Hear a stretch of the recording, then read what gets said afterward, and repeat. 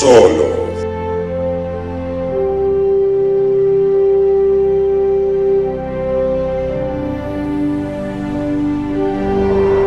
Yo! Salut à tous et bienvenue dans ce nouveau solo qui sera aujourd'hui consacré à Kaamelott, premier volet d'Alexandre Astier. Alors, excusez-moi un peu pour la voix, un peu Gilles gros paquet, mais mais j'ai chopé un coup de froid, donc voilà, j'ai la voix un peu prise, comme vous le voyez, le nez également. Donc je suis désolé, ça va être un peu caverneux. Aujourd'hui donc, on va se concentrer sur le film tant attendu par tous les fans de Kaamelott en France, dans le monde entier, dans les 3 galaxies autour. Après 10 ans d'attente pour ce film, qu'est-ce qu'on était en droit d'espérer de ce premier long métrage au cinéma? Petit retour sur la saga vite fait, j'ai découvert Kaamelott très tard, vers 2010 je crois. Je trouvais ça insupportable à la télé, je comprenais pas que les gens rigolent, je voyais des épisodes par-ci par-là. J'ai jamais trouvé ça drôle. Et un jour, j'ai décidé de me faire l'intégrale de la saga comme ça pour comprendre un peu le phénomène. Et je suis devenu fan absolument, quasiment tout de suite en enchaînant tous les épisodes de la saison 1 à 6. Contrairement à beaucoup, j'ai aucun problème avec le changement de direction du ton de la série. On commence sur des petits épisodes de quelques minutes qui sont assez drôles à vraiment une histoire qui se met en place sur des épisodes qui prennent 4 minutes, qui passent à 7, puis un peu plus, pour au final taper dans du 45 minutes, avec un peu plus de mise en scène, même si c'est pas un truc de ouf, mais on est plus seulement sur du chant contre chant, il y a des travelling, voilà. Ça prend déjà un peu plus de gueule, ça délaisse le côté humour un petit peu, et ça raconte vraiment une histoire qui moi m'a intéressé vraiment. J'adore le livre 5 avec Méléagant, avec le royaume qui part en cacahuète à cause d'Arthur, qui décide de tout laisser tomber pour partir à la recherche de sa descendance. C'est vraiment un chapitre que j'apprécie énormément. Parce qu'on a enfin des personnages beaucoup plus humains que vraiment des petites saillies, des petites blagounettes, tout ça machin. Là, on a vraiment des personnages installés, un contexte même géopolitique, on a le roi Lot avec ses putsch et tout ça, enfin bref. Voilà, ça m'intéressait déjà plus. Le livre 6 aussi est plutôt pas mal sur la jeunesse d'Arthur à Rome et comment tout s'est installé pour devenir ce qu'on connaît maintenant. Donc ça, c'était vraiment cool. Le film maintenant. Alors, j'ai pu le voir le 20 juillet, juste avant le pass sanitaire. Pass sanitaire, on en parle 2 petites secondes. Hors de question que je participe à ça. La question n'est pas pro ou contre le vaccin. La question, c'est nos droits. Donc, grand fan de cinéma, on m'impose un pass, on m'impose un vaccin obligatoire alors qu'on n'a aucun recul dessus. Je vais pas rentrer là-dedans, mais pour ma part c'est niet. Donc malheureusement Kaamelott, ça va être le dernier solo sur une sortie actuelle. Bastien pourra peut-être faire des retours rapides ou des réactions à chaud en sortant de salle, mais moi pour ma part je n'y aurai plus accès. Donc on continuera sur le solo, sur le MSK, sur peut-être d'autres choses, mais je ne participerai plus aux réactions à chaud. Voilà, ça c'est dit. Pour revenir à Kaamelott, j'attendais le film, évidemment, comme beaucoup de fans de la série. Alexandre Astier a vraiment bataillé pour récupérer les droits de son bébé, donc t'es vraiment en droit d'attendre un truc de fou. Je sais plus quel record il a battu, mais de précommande, il y a eu un record de précommande battu justement pour les places pour Kaamelott, pour les avant-premières et tout ça, qui est assez dingue. Enfin, ça a quand même été un gros engouement, et encore, on est en pleine période de Covid, donc ça aurait été un carton, mais complet. Donc, du coup, mon avis sur Kaamelott, avec tout ça en tête, eh bien...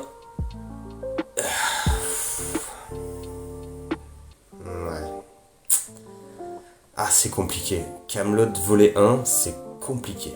C'est très compliqué, à mon grand désarroi. Alors, sincèrement, j'attendais pas un truc de fou. Parce que ça fait très longtemps que j'ai plus d'attente sur les sorties de films qui m'intéressent. Parce qu'en général, là, c'est le meilleur moyen d'être déçu. Donc là, pour reprendre Dewey dans Malcolm, je n'en attendais rien, mais j'ai quand même été déçu.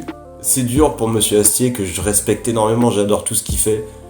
L'exoconférence, Que ma joie demeure, parce qu'il a pas fait que Kaamelott, c'est aussi un très grand musicien, il écrit très bien, il fait du stand-up, il fait plein de choses et il est excellent dans tout ce qu'il fait. Dans Kaamelott, on va commencer déjà par les points positifs, ça va aller vite. Déjà, ce que le film raconte, moi ça m'a plu. J'ai été happé dans l'histoire, c'est vraiment quelque chose d'intéressant. On a tout le premier tiers du film qui se concentre sur la recherche d'Arthur, on a évidemment son retour et tout ce que son retour va engendrer. On a une évolution du personnage par rapport à la fin du livre 6 qui est vraiment sympa. Ça reste une légère évolution. Il n'y a pas un changement total de sa psychologie, c'est-à-dire qu'à la fin du livre 6, on sait tous qu'il s'est tranché les veines pour en finir. Là, il revient, il essaye d'améliorer les choses, mais il est encore dans cet état d'esprit quand même. Il est encore dans, il a un regain d'espoir, mais il est encore mélancolique et il est encore triste. C'est un personnage très triste, Arthur. Il y a une grande scène épique à la fin, il y a un éboulement et il y a une réaction de Arthur. J'ai fait, ouais, t'as compris ton personnage parce que là, il aurait réagi autrement, ça aurait été très bizarre avec ce qui s'est passé avant. Il est cohérent de bout en bout, il n'y a pas de souci là-dessus. Il y a beaucoup de nouveaux acteurs dans la saga, dans ce film. Il y en a quelques-uns qui sont pas là, bizarrement, genre son frère, Simon Astier, Yvain. Il y a Gauvin, mais il n'y a pas Yvain. Bizarre. Mais en même temps, remettre un personnage pour remettre un personnage, on y reviendra plus tard, laissez tomber. Donc, il y a de nouveaux personnages, il y a le personnage de Clovis Cornillac, qui est plutôt sympa. Au début, après c'est dans le premier tiers du film, il a pas un grand rôle, mais il a un bagou, il a un charisme, il a quelque chose. Et surtout, alors je sais pas comment s'appelle cet acteur, mais le chasseur de primes qui cherche Arthur au début, je le trouve vraiment excellent. Pareil, il a un charme, il a un bagou lui aussi, il a une façon de parler, de présenter les choses. Il a un côté Hans Landa d'Inglorious Bastard, c'est-à-dire que ça va être un mec qui va faire des saloperies, mais il va te le dire avec le smile et un vocabulaire assez châtié, voilà, tout ça. Donc ça, c'est un archétype de personnage que moi j'aime beaucoup, le salaud qui aime être un salaud, j'aime beaucoup, qui prend plaisir en fait, voilà. Il y a une espèce de délectation à faire mal aux autres et leur mettre la pression, avec un côté très élégant, très charmeur. Ça, c'est un truc qui me parle beaucoup, j'aime beaucoup ces personnages. Et donc cet acteur-là, dont je ne connais pas le nom, je vous le mettrai, voilà. Et j'ai vraiment aimé sa performance, vraiment. Et il me semble qu'Astier a dit que ce mec-là, c'est une pointure, donc apparemment, ouais, clairement. Pareil, au niveau décor et costume, il a mis la barre super haut. Bah, rien qu'à voir la tenue de Clovis Cornillac, rien qu'à voir les tenues d'Arthur pendant tout le film. On a vraiment, là on sent qu'il y a du budget, on sent qu'il se fait plaisir. L'armure de Lancelot, qui a un côté un peu reptilien, on a l'impression que c'est un bas de ventre de serpent. On a des écailles avec des taches un peu noires sur du blanc. Et après, Lancelot c'est le chevalier blanc, il a toujours été représenté par du blanc, mais là comme c'est un traître et que c'est un mec un peu sournois, le côté écaille de serpent, je trouvais que c'était vachement intéressant. On a l'impression qu'il a une armure en mu de serpent tout simplement, mu de reptile, et donc du coup ça lui donne un... C'est très bizarre visuellement, mais en même temps c'est un truc que tu vois pas ailleurs, donc j'aime beaucoup, j'ai beaucoup aimé. Après bon, tu sens que le mec est un peu bloqué dans son costume, il peut pas faire grand chose, parce que ça a l'air très rigide, mais en même temps ça colle vachement avec le personnage de Lancelot aussi qui est très rigide, donc... Encore une fois, moi j'ai beaucoup apprécié. Il y a une scène également qui est très très drôle au début du film, donc Arthur se fait choper par... C'est au début du film, donc c'est pas du spoil. Arthur se retrouve en cage à cause du chasseur de primes, qui le retrouve. Et ils vont arriver à un poste frontière, et en fait le chasseur de primes va essayer de négocier son passage. Et comme ils sont en Aquitaine, il sait très bien que c'est le duc d'Aquitaine qui gère l'endroit, et donc il va essayer de foutre la merde pour se rapprocher du duc. Et là il y a une scène qui est plutôt vraiment, qui m'a vraiment fait rire, où t'as Arthur dans une cage, et lui qui est là qui fait oh là là là là, il sort des insanités, il sort des insultes, ouais, la femme du duc d'Aquitaine c'est une grosse pute et tout, tout ça pour se faire arrêter. Et pour être amené au château pour retrouver le duc. Et on retrouve vraiment le côté d'Arthur des premiers épisodes. Il y a un épisode où il est devant ses troupes et en fait les mecs écoutent pas les consignes, il y a les drapeaux, les coups de corne de brume, les mecs écoutent rien. Et pour attirer leur attention, Arthur il prend la corne de brume, il fait passe-moi ton zinzin toi. Et il fait là, et il part en couille comme ça. Et il y a vraiment ce côté-là d'Arthur qui, dans sa cage, qui fait oh là là là là là, c'est une grosse pute, non, non. J'ai retrouvé ce côté d'Arthur que j'aime beaucoup. Donc voilà, cette scène m'a fait vraiment rire. Et après, tout ce qui s'ensuit avec le duc d'Aquitaine est assez drôle. Et on reviendra sur l'humour après. Et donc en parlant d'Arthur, il y a vraiment quelque chose que moi je trouve excellent. C'est que je trouve qu'Alexandre Astier a un charisme dans le rôle d'Arthur. Même là, on le voit, je trouve. Il a un... J'ai vu beaucoup d'interviews de lui, je l'ai vu en spectacle, Bon, il a un charisme naturel, ce type, mais en Arthur, il dégage quelque chose de... Il a une prestance. Il a vraiment une prestance... Ouais, il a une prestance royale, en fait. On sent que c'est lui le taulier, comme il dirait. Ouais, je trouve qu'il est ultra crédible. Il y a juste une scène, à un moment, il se fait assommer, et Je trouve qu'il a un petit chouille en surjeu quand il prend le coup, mais alors tout le reste, dans les échanges, dans les regards, dans l'intention, dans tout ça, il est magistral. C'est lui qui porte le film pour moi, ils jouent tous très bien, le chasseur de primes également, mais alors lui, je trouve que c'est le plus crédible. Je pense que c'est parce que Astier s'inspire vraiment de lui-même pour jouer Arthur. Il y a beaucoup d'Astier dans Arthur, donc c'est pour ça, ça se ressent parce qu'il est tellement à l'aise avec son personnage. Il y a aussi Anne Giroir qui joue Guenièvre, qui est beaucoup moins coconne que dans la série maintenant. Je trouve qu'elle a vraiment une présence aussi, elle a vraiment un charisme. J'aime beaucoup son interprétation de Guenièvre, qui gagne en nuances. Et elle a gagné en cynisme aussi, quand tout l'échange avec Lancelot dans la tour. Quand il dit ne bougez pas, elle fait de toute façon vous me retenez prisonnier, là je vois pas vraiment où je pourrais aller, je vais pas aller aux champignons ou un truc comme ça. Enfin, c'est pas exactement ça, mais c'est dans le délire. Et je trouve qu'elle a un côté vraiment cynique et elle a gagné en assurance. Et c'est un personnage que j'aime beaucoup. J'aime beaucoup son développement.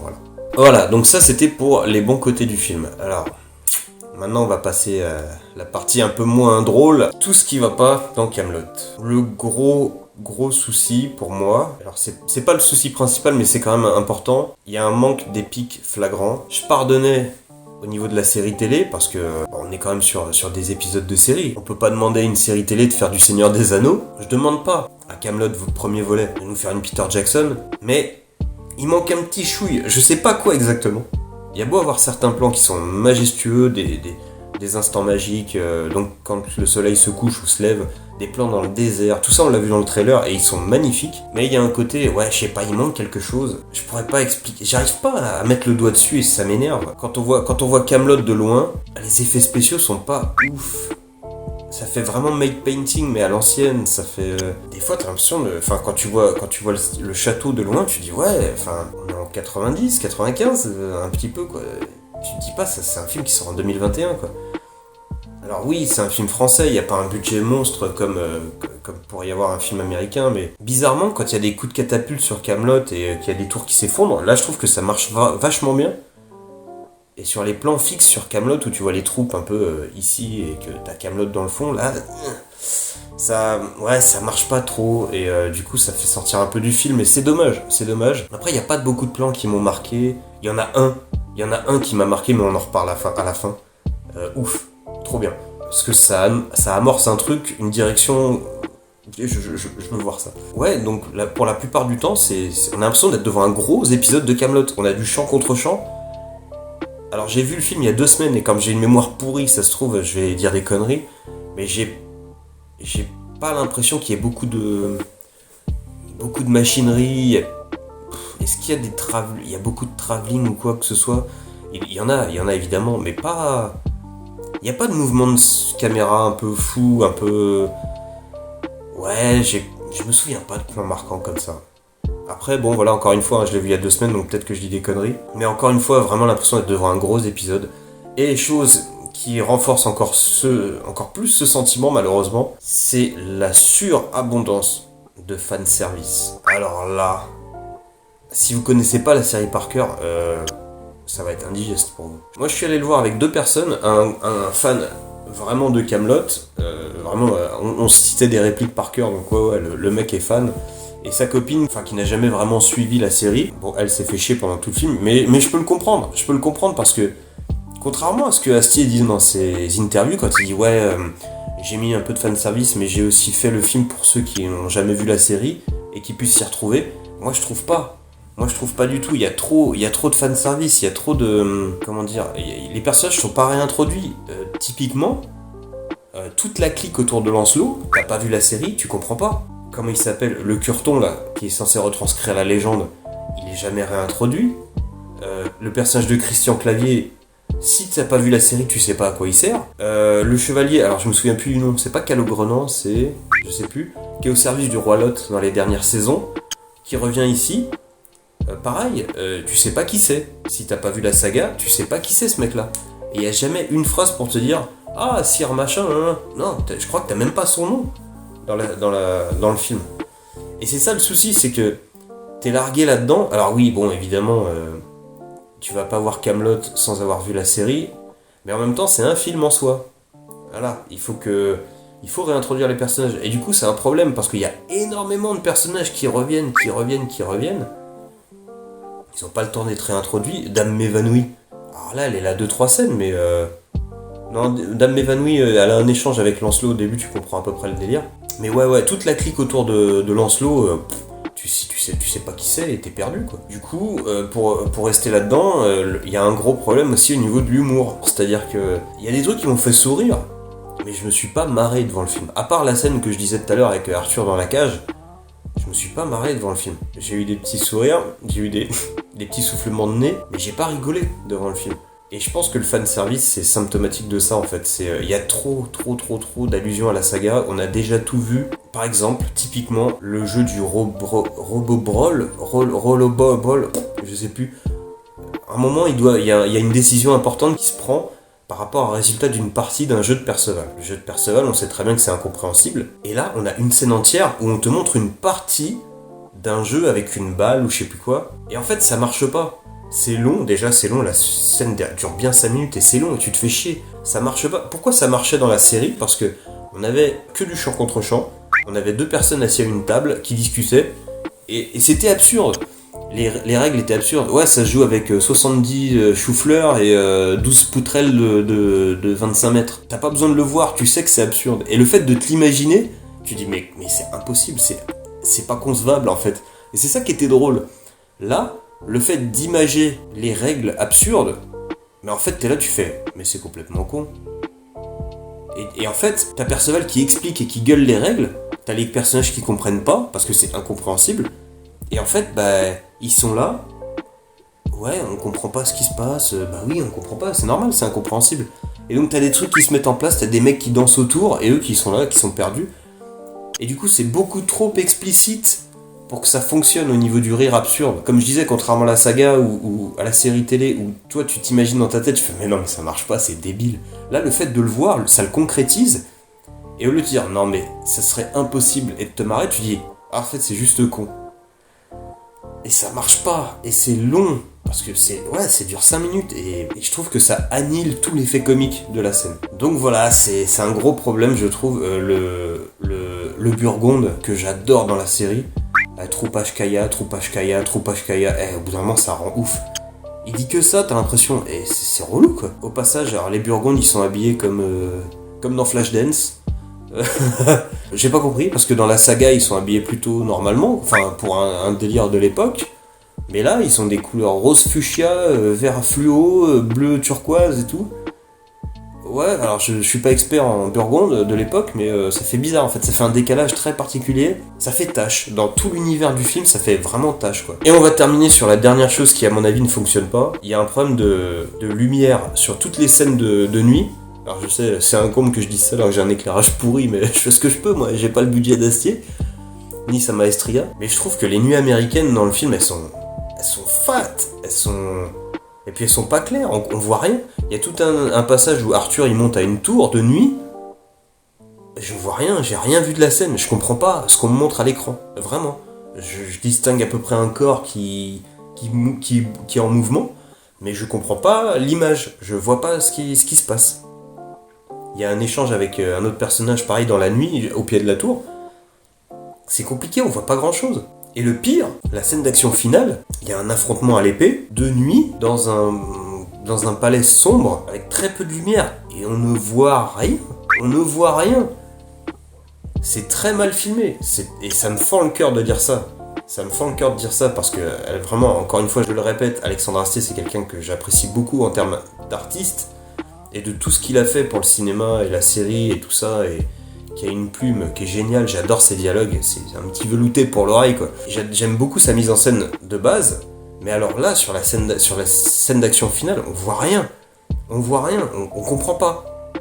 On comprend pas ce qui se passe. Et puis en plus, il y a des effets spéciaux par-dessus, donc t'as des flashs, t'as des machins, et en fait, ça bousille encore plus ce qui se passe à l'écran, on comprend pas. Ouais. Et c'est vraiment dommage,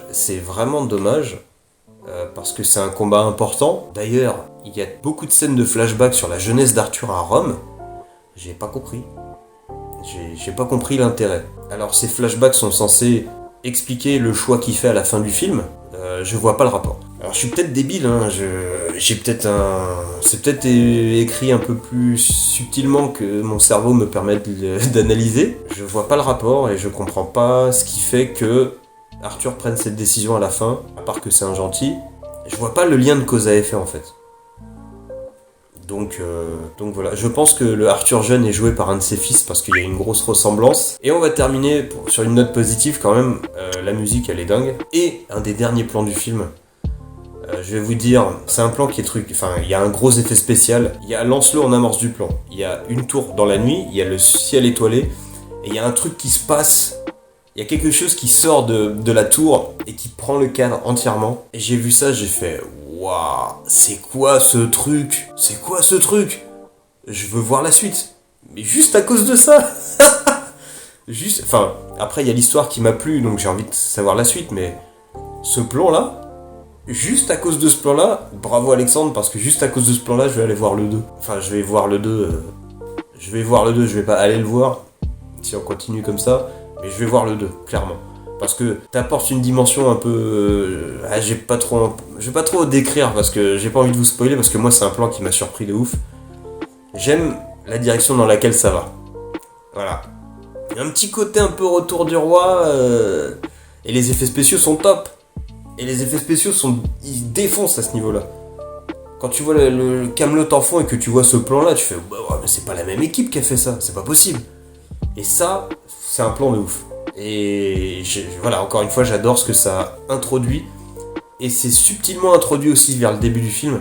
On te dit ouais, cette tour, machin. Il y a une personne qui dit ouais, cette tour, il paraît que t'en entends plus parler pendant 1h30.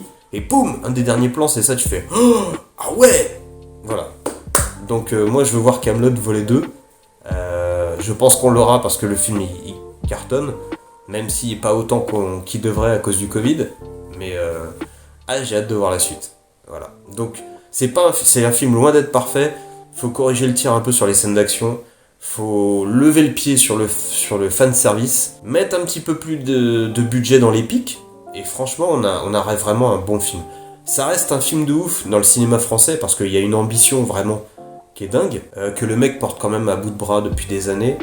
Ça mérite le plus grand des respects. Et même si c'est pas un film parfait, c'est un film qui est important. Il faut qu'il y ait plus de films comme ça, il faut qu'il y ait plus de réalisateurs de la trempe d'Alexandre Astier. Il faut qu'il y ait plus de couilles de la part des producteurs pour insuffler de l'argent là-dedans. Parce que c'est du cinéma, même s'il est pas parfait comme film, je le redis, c'est frais. C'est quelque chose qu'on n'a pas l'habitude de voir. Et moi j'en redemande. Qu'ils se servent du premier volet pour peaufiner. Et on aura un film de ouf à la fin. Vraiment, je le pense. Donc voilà, je vous conseille d'aller le voir. Si vous êtes fan de Camelot, ça va vous plaire, c'est sûr. Moi j'ai le côté un peu cinéphile, tout ça, analyse d'images, voilà, donc j'ai un petit peu de recul par rapport à ça. J'ai passé un bon moment, mais j'ai été un peu déçu. Mais c'est important que ce film existe et c'est important qu'on en fasse d'autres. Voilà. Donc on va terminer là-dessus, sur ce petit solo. Et j'espère que le film vous plaira. C'est important d'aller le voir pour que ça fasse des entrées, pour qu'on montre qu'on veut plus de films dans ce genre-là. Et n'oubliez pas, Sanctis Recorda, Sanctis Deus Rex. Ciao.